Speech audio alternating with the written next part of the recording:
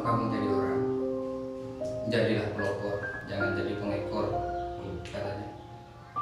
Kalau kamu jadi pelopor, maksudnya orang lain masih belum agar kamu tidak bangga dengan kebesaran nenek moyang kamu. Jangan, kamu harus besar dengan kamu yang jadi pelopornya, katanya. Jadi kalau kamu jadi kiai, jangan bangga mbah-mbahmu atau buyut-buyutmu yang jadi kiai. Mereka itu berusaha, sementara kamu tidak jadi apa-apa, sama dengan kebaikan. Kamu jangan bangga dengan kebaikan orang lain. Kamu yang harus jadi baik dulu. Kamu harus yang bisa memberi manfaat dulu. Gitu. Kita hanya misinya kita itu karena tugas dari Tuhan kita. Berbuat baiklah kepada semua manusia, semua makhluk, bukan semua manusia, semua makhluk. Jadi jangan sampai, kata almarhum, jangan sampai orang yang janda, anak-anak yatim itu memberikan hatinya, memberikan doanya kepada orang yang satu tidak sholat, tidak menggantungkan diri pada Tuhannya.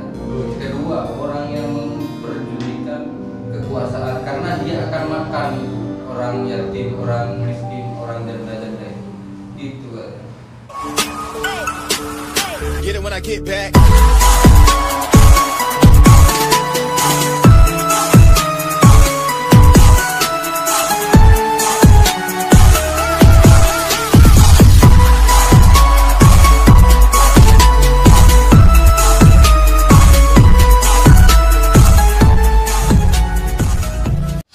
Bismillahirrahmanirrahim. Assalamualaikum warahmatullahi wabarakatuh.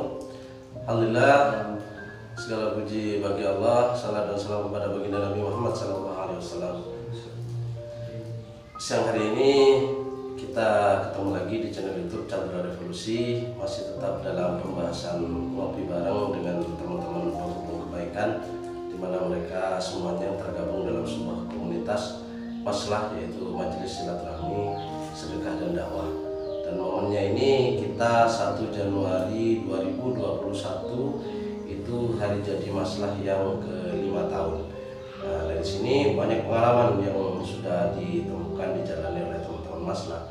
Makanya saya berinisiatif bagaimana hari ini kita bisa ke belakang ini berbagi tentang pengalaman-pengalaman itu, yang harapannya semoga sesuatu yang baik dari cerita nanti kita ini bisa menjadi sebuah inspirasi untuk teman-teman di luar sana untuk melakukan kebaikan yang lain. Jika ada sesuatu yang salah, jangan ragu-ragu, nanti teman-teman bisa komen aja kepada kita bagaimana nanti Maslah ini bisa menjadi sesuatu yang baik ke belakangnya, bukan hanya hari ini dan seterusnya. Dan kali ini saya bersama seorang relawan Maslah. Beliau juga kumpul di Maslah ini kira-kira setelah 1 bulan berjalan waktu pembentukan awal di tanggal 1 Januari 2016 dulu. 1 bulan kemudian beliau masuk. Ini namanya Mas Ma'ruf. Ma'ruf tau, bukan Ma'ruf Amin tapi ya, jangan salah. Jadi ini Mas Ma'ruf, beliau ini kesibukan hari-harinya, beliau ini seorang wirausaha juga, sedang merintis usahanya saat ini, juga dia seorang karyawan swasta. Mas Ma'ruf, ini gimana cerita awalnya dulu waktu mau masuk Maslah? Apa yang terbesit di pikirannya? Yang pertama, saya sendiri ikut mau gabung ke Maslah ini, awal mulanya itu kan saya karyawan swasta. Kebetulan ada seorang teman juga masih saudara dari mbah saya dulu. Kebetulan dia itu satu ruangan sama saya. Dia cerita bahwa di bulan kemarin dia ada perkumpulan yang namanya Maslah. Saya tanya apa itu Maslah? Maslah itu kepanjangannya adalah Majelis Sedekah dan Dakwah. Silaturahmi. Silaturahmi. Kemudian ya, saya tanpa pikir panjang lagi, kalau ini sudah kebaikan, ngapain dipikir gitu ya, maksud saya. Akhirnya saya berusaha untuk ikut, maksudnya di dalamnya. Timbang saya berbuat baik itu cuma sendirian, efeknya juga cuma satu gitu. Kalau kita sama-sama mungkin efeknya lebih besar. Itu secara logika tok. Pertamanya saya kayak gitu.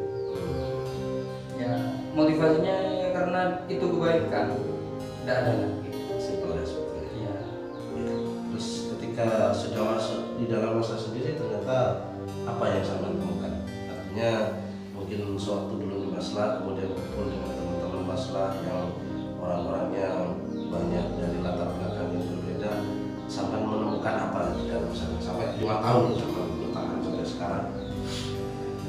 Yang pertama yang saya temukan di Maslah itu adalah pengalaman. Maksudnya pengalaman saya waktu itu, saya berumur berapa, sekarang umur berapa. Banyak pengalaman di situ. Banyak saya bertemu dengan orang-orang baru. Terus orang-orang baru yang saya temui itu rata-rata itu memang yang dibantu oleh rekan-rekan Maslah ini kan rata-rata ekonominya di bawah kita. Senangnya saya di pengalaman itu karena di situ bukan hanya menjadi bukan hanya menjadi kita ini, bukan hanya membantu, kita juga ikut merasakan. Yang terpenting itu di situ, karena banyak kan sekarang orang bisa bilang saya kasihan sama itu orang, saya kasihan sama itu anak yatim, saya kasihan sama itu janda, tapi mereka tidak berbuat. Betul. Kalau kita ibaratnya waktu saya dulu dikasih ilmu sama guru di pondok itu, ya haruslah kalau kamu baca Bismillah, aplikasikan misalkan kamu dengan menyebut nama Allah kan gitu, kalau Pak Yai bicara sama saya, kalau kamu dengan menyebut nama Allah itu hanya di lisan, tidak di perbuatan atau tidak di hati, ya sampai situ aja kamu tidak punya pengalaman. Tapi kalau sama kayak sekarang, kalau kamu hanya sebatas kasihan dan kamu tidak mengeluarkan, ya sampai situ aja kamu itu pengalamannya. Dalam segi pengalaman ada level tingkatan istilahnya. Iya. Ada orang yang hanya bisa membaca tanpa bisa mengamalkan. Iya. Tapi ada orang yang bisa membaca walaupun sedikit tapi dia amalkan. Maksudnya gitu. Itu dalam segi pengalaman, Mas. Ya. Dalam segi efek dari perbuatan saya itu, saya rasakan ya biasa-biasa saja. Maksudnya biasa-biasa saja di situ. Saya tidak merasa bangga membantu orang lain, karena rezeki yang saya dapat juga punya Yang Kuasa. Toh saya bertemu dengan anda ini sudah ditakdirkan sama Yang Kuasa. Tinggal saya mau apa enggak, itu toh kan. Masalah efek ke saya jadi rezeki kayak gini, jadi kesehatan saya sama Tuhan, itu hak prerogatif Tuhan, bukan hak saya. Saya hanya ibaratkan itu hanya lakon. Ya. Sementara dalang yang saya tidak merasa bangga kumpul sama dengan kalian semua di Maslah ini, tidak merasa bangga meskipun membantu orang lain. Soalnya kekuatan saya itu masih ditakdir oleh Yang Kuasa. Saya hanya berusaha. Ya. Jadi istilahnya apa yang kita lakukan ini kan sebenarnya dengan ridho. Kalau bukan dari itu nggak mungkin saya kenal sama Mas Makhluk atau sama teman-teman yang lain. Gitu. Pokoknya Mas, intinya kita nih dipertemukan oleh Allah di sini dalam sebuah usaha kebaikan. Betul.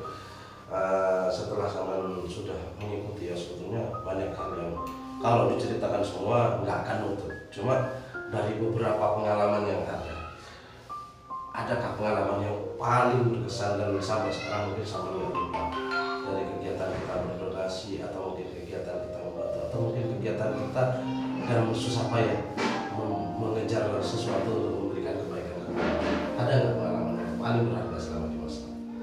pengalaman yang paling berharga itu kalau menurut saya, semuanya sih berharga. Cuma kalau menurut saya itu pengalaman berharga saya di Maslah itu masalah tanggung jawab. Itu aja. Kita pernah dipercaya rezeki untuk menyampaikan donasi. Betul. Dari jam berapa ya kan? Dari insya Allah habis duhur sampai jam 10 malam.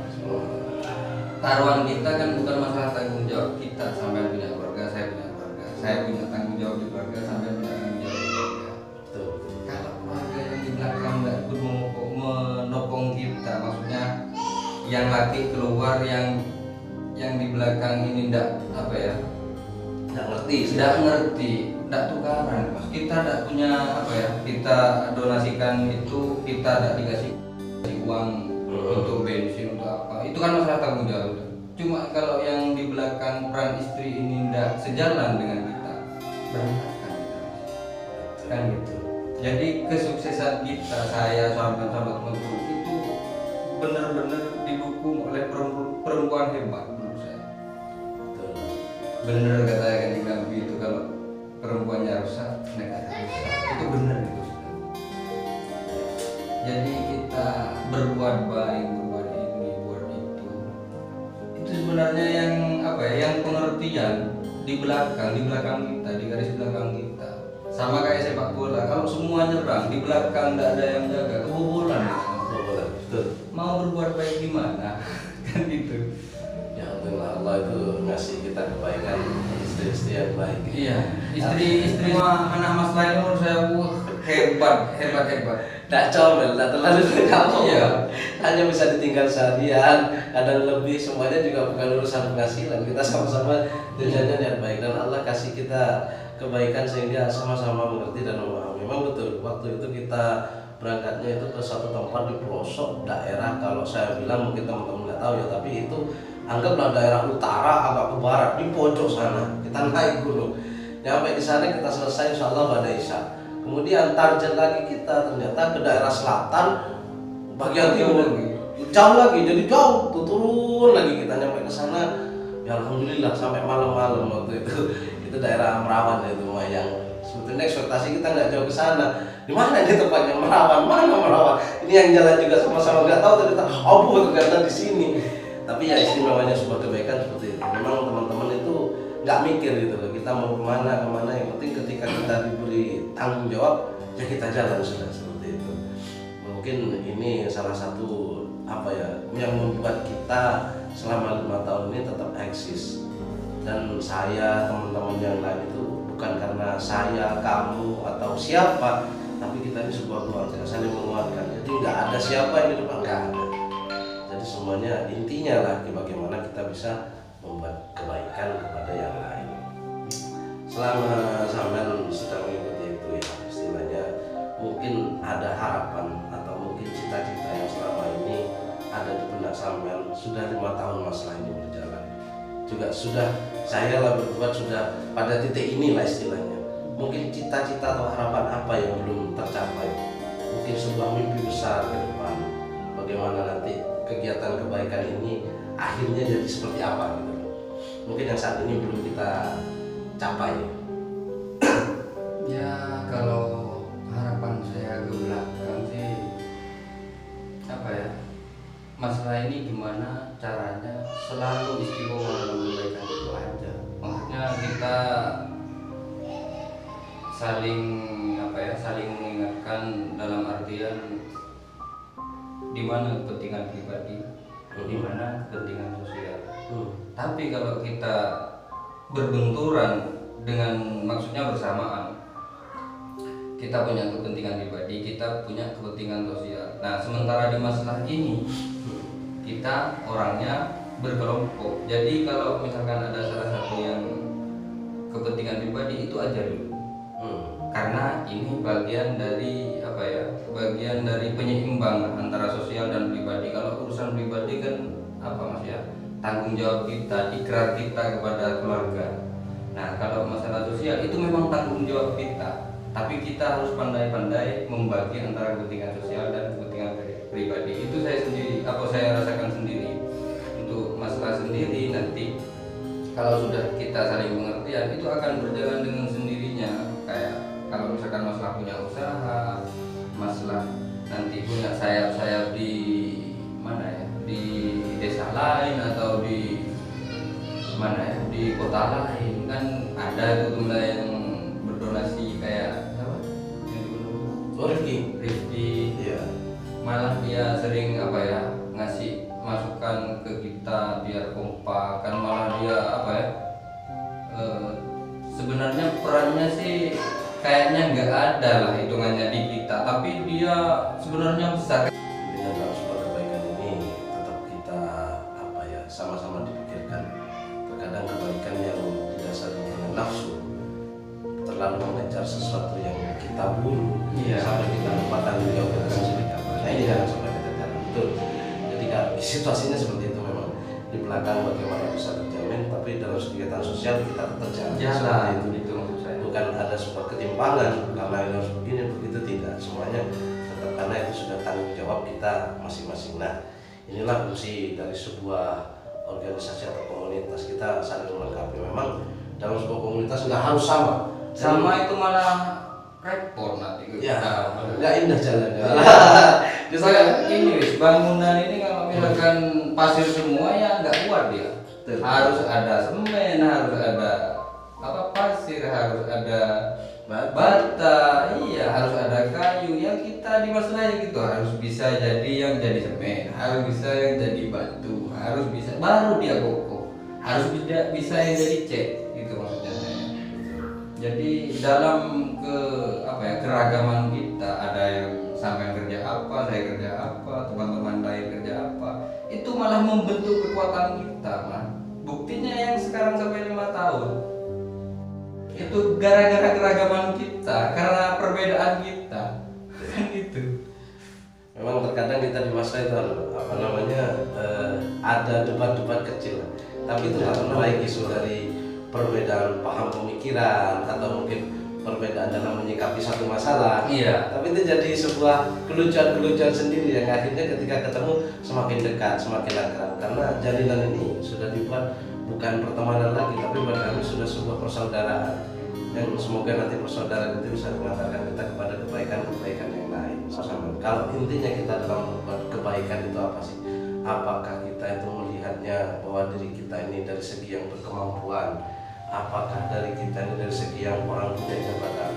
Terkadang kan di luar itu ada orang, saya nggak bisa begitu, saya nggak apa, saya orang biasa, saya nggak bisa begitu, usaha saya kecil-kecilan, saya ini orang nggak punya misalkan gitu. Apakah harus seperti itu? Tidak. Kalau menurut saya gini, kita ini sudah benar, maksudnya benernya itu bukan benar sendiri, pemikiran saya. Kita ini selalu selalu punya pikiran baik lah sama Tuhan, punya kita itu selalu husnudon ke Tuhan. Soalnya tidak punya modal,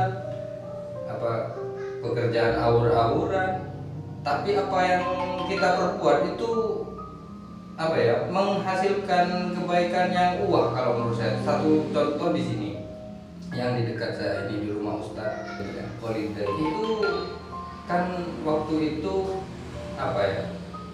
musolanya kan atapnya itu agak retak.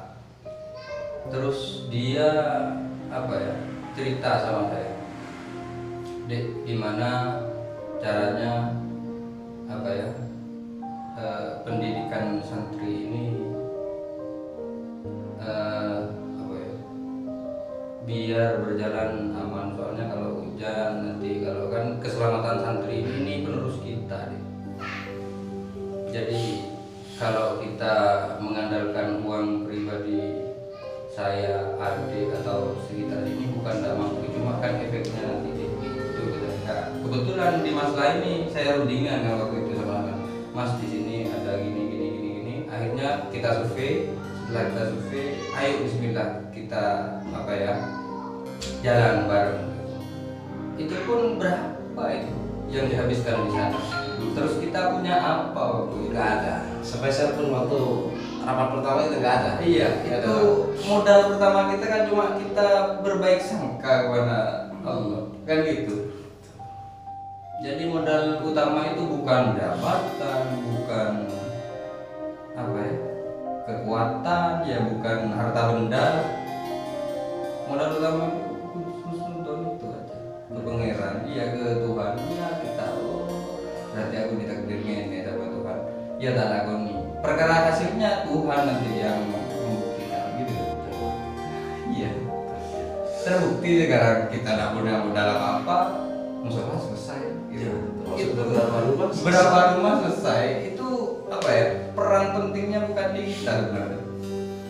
Kalau saya ingat itu memang sebuah keajaiban yang kalau saya pikir itu bukan cerita dongeng, tapi sudah ada di depan mata dan sudah kita lakukan gitu. Memang benar teman-teman, artinya di belakang kita mungkin orang-orang nggak tahu, pasti ada orang-orang kuat di belakang. Nggak ada. Siapa orang kuatnya? Nggak ada. Kalau bukan kita yang ingin menguatkan sendiri. Nah urusan kalau itu mungkin nggak mungkin. Nah, di sinilah letak sebetulnya kenapa dulu waktu di awal memang dijadikan sebuah majelis silaturahmi, sedekah dan dakwah. Majelis kan perkumpulan. Nah, silaturahmi memang kita sering keliling-keliling sambil lalu cari informasi tentang lingkungan dan teman-teman juga. Nah, dakwah dan pembelajaran kita itu ada di jalan, bukan di tatarannya sebuah podium, tidak, atau sebuah kumpulan yang senantiasa berbicara tentang pengajian dan sebagainya, tidak. Tapi kita lebih kepada mengajinya di jalan, menemukan titik-titik keajaiban Allah itu justru kita di jalan. Saat mau membangun rumah, kita nggak punya modal apa-apa, tapi kita coba kuatkan dengan sebuah ketauhidan kita bahwa keesaan Allah, insyaallah sebuah kebaikan itu Allah yang akan mempermudah. Dan ternyata betul. Dan itu bukan sekali ya Mas ya. Iya. Kalau siapa orang yang percaya pada yang gaib, dialah orang yang beriman. Kan begitu. Di samping kita ada silaturahim, kita bahas ini permasalahan. Benar kita tidak ada modal, tapi kita percaya pada beriman pada yang maha luas. Kan gitu. Kan ya itu sebenarnya yang jadi landasan kita sih. Bukan masalah harta, ya masalah jabatan, terus masalah kekuatan kita, bukan. Peran penting Tuhan kita yang benar. Kalau menurut saya, Berarti lebih kepada meluruskan niat. iya, menurut saya itu. Jadi pada intinya ketika kita menjalani sesuatu, kita meluruskan niat, kita mencari ridha Allah, Allah yang tolong, kan gitu ya. Iya. Urusan nanti di belakang bagaimana, Allah yang menentukan. Yang penting kita ada usaha. Iya, itu kan setiap kita rundingan jalan Allah kalau bahasanya gitu. Iya. Terus bendera rumah kalau waktu kita rundingan mak ingat tadi pengiran kan gitu. Iya, itu ilmu tingkat tinggi gitu. Betul. Tidak semua orang punya pikiran kayak gitu. Soalnya gini, kalau dunia itu logika. Jadi 1 tambah 1 harus 2. 2 tambah 2 harus 4. Tapi kalau hukum kebaikan tidak seperti itu, Mas. Hukum kebaikan itu 1 tambah 1 bisa 10, bisa 700. Kayak sedekah. Ya. Di Quran dijelaskan 700 kali lipat. Iya, betul. Kan gitu yang disampaikan oleh guru-guru kita yang terdahulu waktu kita ngaji. 1 kebaikan yang kamu tanam itu berbuah 700. Sama halnya kayak kalau ilmu logika terus yang kita pakai kayak sholat sendiri dengan berjamaah itu sudah beda. Iya. Ya. Dalam segi pahalanya ada yang 27 kebaikan ditimbang 1 kebaikan. sholat sendiri kan gitu. Itu kalau logika itu logika mana yang bisa nangkap kalau ndak iman kita sebenarnya. Ya sama kita berbuat berbuat kebaikan, contohnya kita membuat rumah, membenahi musola, terus menyantuni anak-anak yatim, janda. Itu kalau dasar kita semata-mata materi tidak akan sampai. Karena yang berbicara di situ harusnya bukan logika, tapi hati dan kegaiban yang maha kuasa. Sebenarnya itu yang mau saya sampaikan ke teman-teman, terus ke saudara-saudara kita yang akan menjalankan kebaikan, entah dimanapun. Buatlah kebaikan itu meskipun hanya dari dalam rumahmu sendiri dulu. Mulai dari diri sendiri. Iya, dari dalam rumahmu dulu. Kalau sudah rumah, sudah keluarga tertata, insya Allah kita di masyarakat untuk berbuat sosial itu gampang sekali. Ada kebaikan-kebaikan yang lain. Pasti itu, saya yakin. Soalnya pengalaman lah kita. Iya, betul. Jangan dibalik gitu. Kalau kita sosial dulu di rumah ditinggalkan hancur, Mas. Ya kayak saya contohkan tadi kayak sepak bola. Saya kan senang sepak bola. Dia harus sadar posisi, dia sayap, striker, defender kayak gitu. Dia harus tahu. Jadi tata dari belakang dulu, dari rumah dulu. Kiper, defender, baru ada sistem penyerangan, baru dia menghasilkan gol, kayak kita maksudnya menghasilkan gol itu kita kan satu tim lah, satu kelompok, Harus kompak. iya harus kompak. Sadarnya kalau sudah kompak akan deal di situ, akan gol gitu. Jangan emosi karena dia kiper pengen ngegol, Iya. karena tinggal gawangnya lari ke depan. Iya, kan? Akhirnya kebobolan. Kebobolan. Maksudnya mau menggolkan malah kebobolan kan gitu. Iya betul. Siap betul.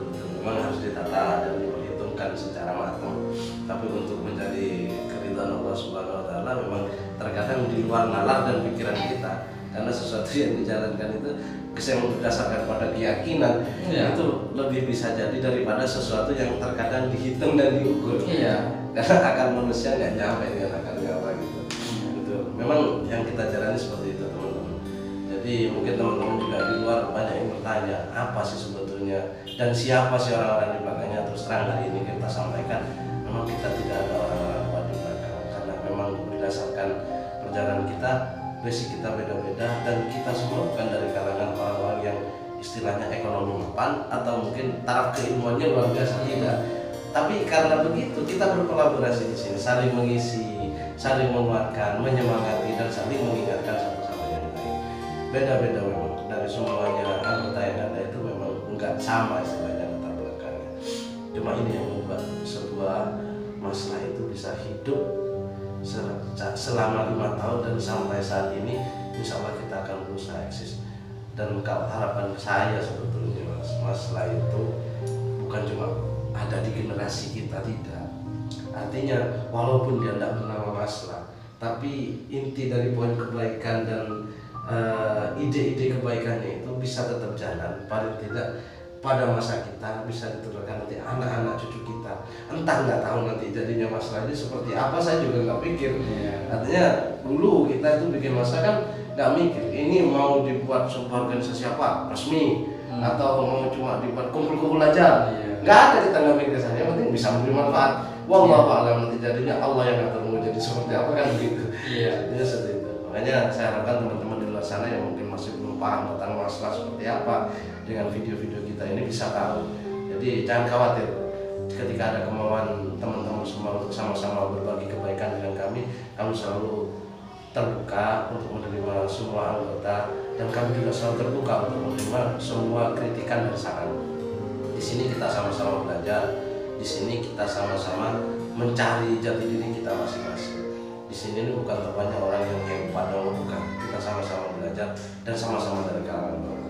Insyaallah apa yang kita lakukan ini semuanya semoga tetap diluruskan niat kita untuk mencari ridha Allah. Untuk pesan terakhir artinya dari Saman untuk teman-teman di luar sana, bagaimana caranya kita untuk istiqomah dalam kebaikan bisa memberi manfaat untuk lingkungan, apa kiat-kiatnya atau mungkin pesan-pesannya? Kalau pesan saya, ya maaf lah, saya sebenarnya ini pesan untuk saya sendiri yang pernah dilontarkan oleh orang tua saya, bapak saya. Kalau kamu jadi orang, jadilah pelopor, jangan jadi pengekor, katanya. Kalau kamu jadi pelopor, maksudnya orang lain masih belum agar kamu tidak bangga dengan kebesaran nenek moyang kamu, jangan. Kamu harus besar dengan kamu yang jadi pelopornya, katanya. Jadi kalau kamu jadi kiai, jangan bangga mbah-mbahmu atau buyut-buyutmu yang jadi kiai. Mereka itu berusaha, sementara kamu tidak jadi apa-apa. Sama dengan kebaikan. Kamu jangan bangga dengan kebaikan orang lain. Kamu yang harus jadi baik dulu. Kamu harus yang bisa memberi manfaat dulu. Itu katanya. Soalnya nanti gini, katanya pesannya mbak-mbak saya dulu. Kalau kebaikan itu sudah disampaikan oleh orang yang satu tidak sholat, sedekah itu bukan dikasih oleh orang yang tidak sholat, orang-orang yang miskin itu disantuni orang yang tidak sholat, orang yang mau berpolitik, orang yang sudah mau berjudi kekuasaan, itu benar dia akan menerima bahasanya orang yang 3 orang tadi yang tidak sholat, yang memperjudikan jabatan. Satu dari orang lain itu ya. Iya.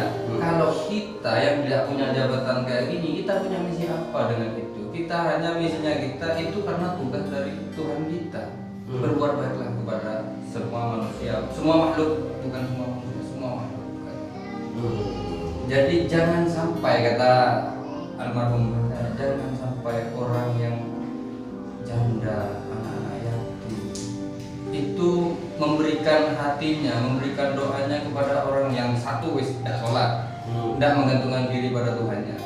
Kedua, orang yang memperjulikan kekuasaan karena dia akan makan itu orang yatim, orang miskin, orang janda-janda itu. Nah, itu yang sebenarnya pesan mbak saya ke saya. Kalau bisa saya menyampaikan ke teman-teman, kalau itu diterima. Pesan saya cuma itu.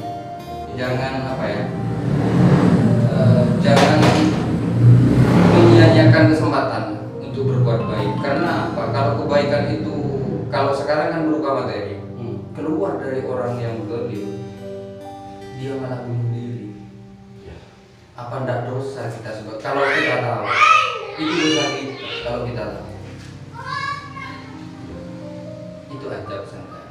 Artinya kan jangan ragu untuk melakukan sebuah usaha kebaikan ini, untuk terjun, untuk memulai dari diri kita sendiri. Kenapa? Karena kalau kita tidak memulai, akan ada orang-orang lain yang memulai usaha kebaikan ini dengan niat misi yang salah. Sebelum itu terjadi, maka kita harus ambil bagian di sini. Betul, itu sebuah proteksi sebetulnya. Karena memang akhir-akhir ini kita kan melihat ya, baik unsur politik atau mungkin ada misi-misi yang lain. Betul.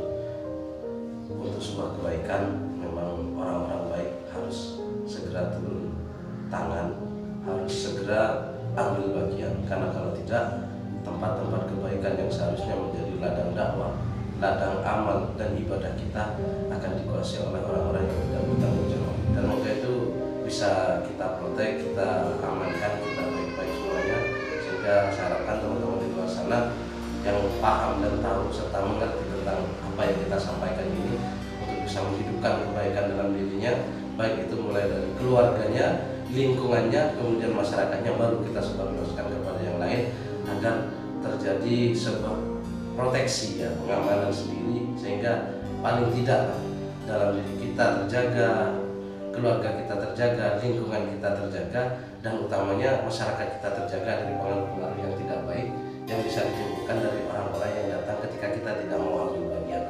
Maka dari sini segeralah ambil bagian dalam kebaikan, entah dimanapun kita berada, dengan cara apapun.